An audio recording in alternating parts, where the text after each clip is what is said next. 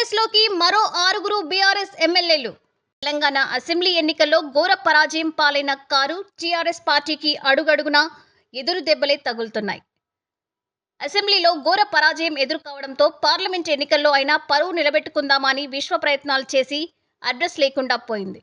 అసలు పార్టీ పరిస్థితి ఏమవుతుందో కూడా తెలియని బీఆర్ఎస్ నేతలు, కార్యకర్తలు ఆందోళన చెందుతున్న పరిస్థితి నెలకొంది. దీనికి తోడు రోజు రోజుకు కారు నుంచి ఎమ్మెల్యేలు దిగేసి కాంగ్రెస్ తీర్థం పుచ్చుకుంటూ ఉండడంతో పార్టీ రోజు రోజుకి ఖాళీ అవుతోంది. ఎప్పుడు ఏ ఎమ్మెల్యే గులాబీ కండువా తీసేసి కాంగ్రెస్ కండువా కప్పుకుంటారో తెలియని పరిస్థితి నెలకొంది.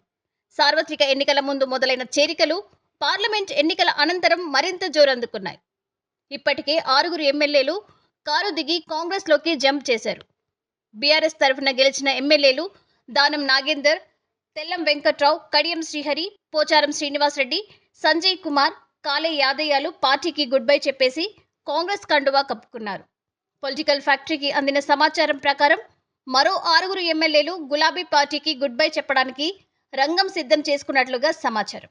ఇందులో ఒకరు హార్షిక్ ఎమ్మెల్యే, మాజీ మంత్రి కాగా మరో 2 హైదరాబాద్ సిటీకి చెందిన వారేనని, ఇంకో 3 హైదరాబాద్ చుట్టుపక్కల ప్రాంతాల ఎమ్మెల్యేలు అని వార్త లీకైంది. దీంతో ఆ 6 ఎవరబ్బా అని తెలుసుకోవడానికి జనాలు తెగ ఆసక్తి చూపిస్తున్నారు.